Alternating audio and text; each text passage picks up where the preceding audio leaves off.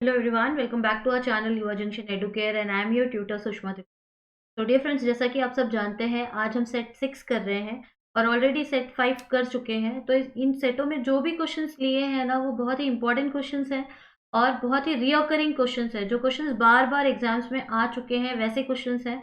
तो इनको बहुत ही ध्यान से करिए और साथ के साथ इसका एक्सप्लेनेशन भी आपको मिलते जा रहा है, तो याद रखने में आपको बहुत आसानी होगी।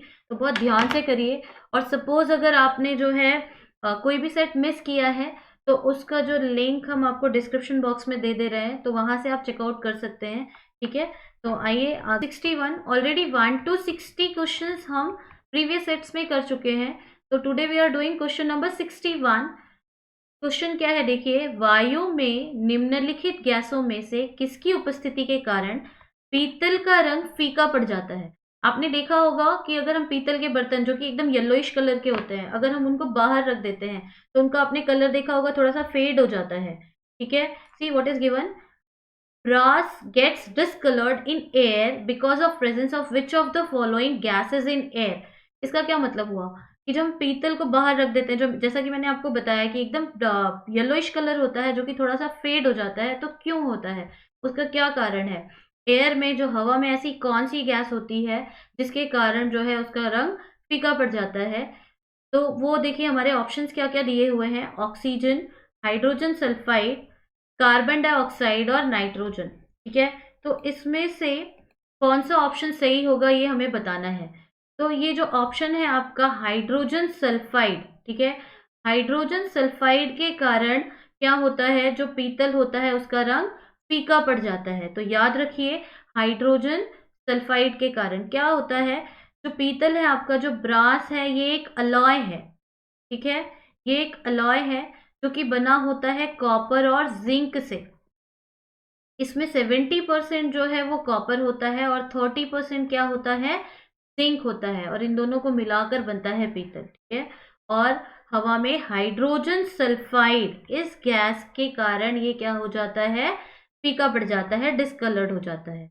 नेक्स्ट क्वेश्चन ले लेते हैं। Who among the following discovered X-ray. बहुत इसमें क्या करना है आपको, इसको जस्ट याद रखना है। निम्नलिखित में से किसने एक्सरे की खोज की। एक्सरे की खोज किसने की थी। देखिए, ऑप्शन है Mary Curie, J Thomson, W C Roentgen, यहाँ थोड़ा टाइपो एरर है, नाउ जेम्स चैडविक। तो देखिए, जो एक्सरे की खोज है वो 1895 में डब्ल्यू सी रॉजटन ने की थी। डब्ल्यू का फुल फॉर्म है विलियम कॉनराड रॉजटन। इन्होंने 1895 में एक्सरे की खोज की। तो याद रख लीजिए, डब्ल्यू सी रॉजटन, विलियम कॉनराड रॉजटन, इन्होंने 1895 में एक्सरे की खोज की थी। ठीक है, नेक्स्ट क्वेश्चन ले लेते हैं। तो यहाँ हमारा ऑप्शन सही है सी। नेक्स्ट क्वेश्चन ले लेते हैं हम। नेक्स्ट क्वेश्चन है, धोने का सोडा का सामान्य नाम क्या होगा। What is the common name for washing soda. अब क्या है, देखिए, धोने का सोडा है तो बहुत इजी, बट कभी कभी क्या करता है, बहुत कंफ्यूजन क्रिएट कर देता है। जैसे आप सोचोगे धोने का सोडा, खाने का सोडा, बेकिंग सोडा, अरे भाई ये है क्या। बहुत कंफ्यूजन क्रिएट कर देता है। तो आइए क्लियर करते हैं कि वो है क्या। धोने का सोडा, जिसे धोवन सोडा भी कहते हैं, वो क्या होता है, वो होता है सोडियम कार्बोनेट। ठीक है, याद रखिए, वो क्या होता है, सोडियम कार्बोनेट। इसका जो केमिकल फॉर्मूला होता है, जो रासायनिक सूत्र होता है, वो क्या होता है, Na2CO3। याद रखिए, सोडियम Na, ठीक है, और ये CO3 कार्बोनेट, Na2CO3, ये होता है हमारा धोने का सोडा, वॉशिंग सोडा। इसे हम कहते हैं सोडियम कार्बोनेट। ठीक है, अब खाने का सोडा, बेकिंग सोडा, ये भी बता देते हैं आपको क्या होता है। यहाँ पर Na2CO3 तो हो गया हमारा सोडियम कार्बोनेट। यहाँ पर अगर हम H लगा दें तो ये क्या हो जाता है, सोडियम बाइकार्बोनेट। सोडियम बाइकार्बोनेट, ठीक है, ये सोडियम बाइकार्बोनेट, जिसे हम क्या कहते हैं, धोने का सोडा।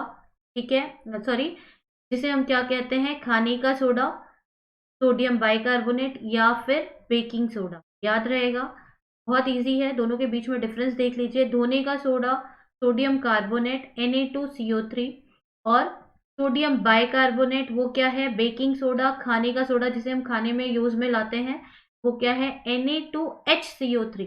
H आ जाता है, हाइड्रोजन आ जाता है, वो क्या हो जाता है, बाइकार्बोनेट। ठीक है, नेक्स्ट क्वेश्चन ले लें। It is clear now. Next question लेते हैं। निम्नलिखित में से कौन सा एक प्राकृतिक चुंबक नहीं है? देखिए ये तो आपको याद करना पड़ेगा।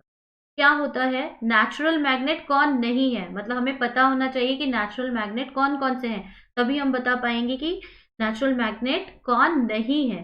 तो यहाँ देख लेते हैं। देखिए लॉन्स्टोन, पायरहाइट, कोलम्बाइट, ये तीनों जो मैंने ये तीनों ऑप्शन पढ़े, लॉन्स्टोन, पायरहाइट, कोलम्बाइट, ये तीनों क्या है, प्राकृतिक चुंबक होते हैं। ठीक है, नेचुरल मैग्नेट होते हैं। बचा क्या हमारा, टाइटेनियम, ये जो है ये चुंबक नहीं है, ये जो है प्राकृतिक चुंबक नहीं है। नेक्स्ट क्वेश्चन ले लेते हैं हम। निम्नलिखित में से हमें एक परमाणु की द्रव्यमान संख्या देता है। ठीक है, which of the following gives us mass number of an atom? के लिए आपको पता होना चाहिए कि मास नंबर ऑफ एटॉम क्या होता है, या परमाणु का कुल द्रव्यमान क्या होता है।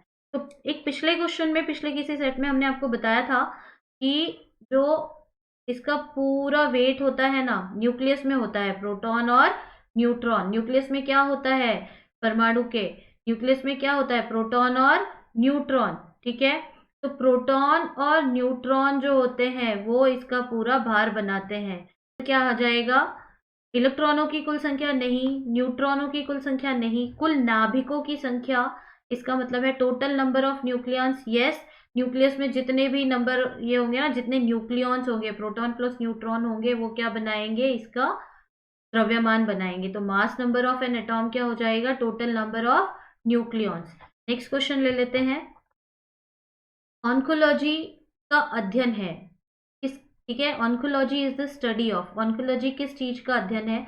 तो ऑप्शन देख लेते हैं, पक्षी, कैंसर, स्तनधारी मिट्टी। तो जो ऑन्कोलॉजी होता है, it is a study of cancer. याद रखिए, oncology is a study of cancer, और जो इसका इलाज करते हैं, जो डॉक्टर होते हैं, उन्हें हम ऑन्कोलॉजिस्ट कहते हैं। नाउ नेक्स्ट क्वेश्चन ले लेते हैं।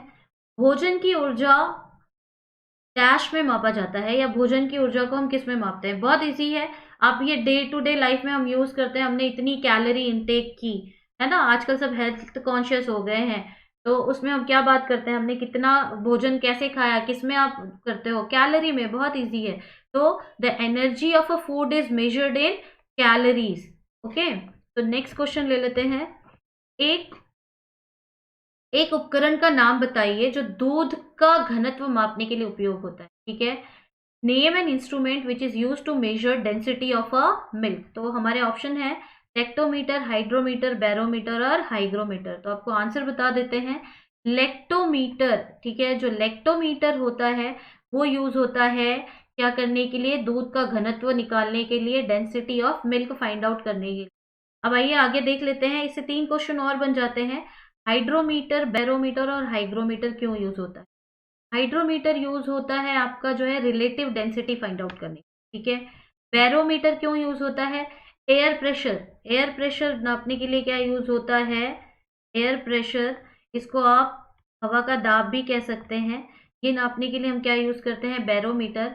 और हाइग्रोमीटर नमी, ठीक है, ह्यूमिडिटी, ह्यूमिडिटी के लिए हम हाइग्रोमीटर यूज करते हैं। ओके, तो इससे हमारे ये 4 क्वेश्चन बनते हैं। नेक्स्ट क्वेश्चन हम ले लेते हैं। प्रकाश का वेग सबसे पहले किसके द्वारा मापा गया था? यहाँ इंस्ट्रूमेंट नहीं पूछा जा रहा है, यहाँ पूछा जा रहा है कि किसने सबसे पहले जो है प्रकाश का वेग मापा था। The velocity of a light, ठीक है, the velocity of a light was first measured by whom? तो वो कौन थे जी? वो थे रोमर। रोमर जो थे उन्होंने सबसे पहले प्रकाश का वेग मापा था।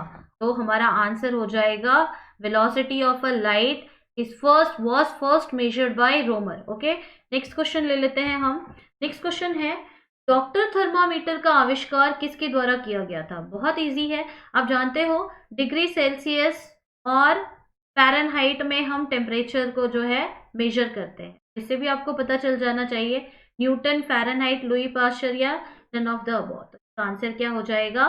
फ़ारेनहाइट जो है उन्होंने डॉक्टर थर्मामीटर का आविष्कार किया। तो ये हुए आज के हमारे 10 क्वेश्चंस, और जैसा कि आप जानते हैं साथ के साथ इसका पीडीएफ भी आपको डिस्क्रिप्शन बॉक्स में मिलता जा रहा है। ठीक है, तो वहां से आप पीडीएफ को डाउनलोड कर सकते हैं। और सपोज अगर आप नए हैं या अभी तक आपने चैनल को सब्सक्राइब नहीं किया है तो प्लीज़ सब्सक्राइब आवर चैनल और press the bell icon also.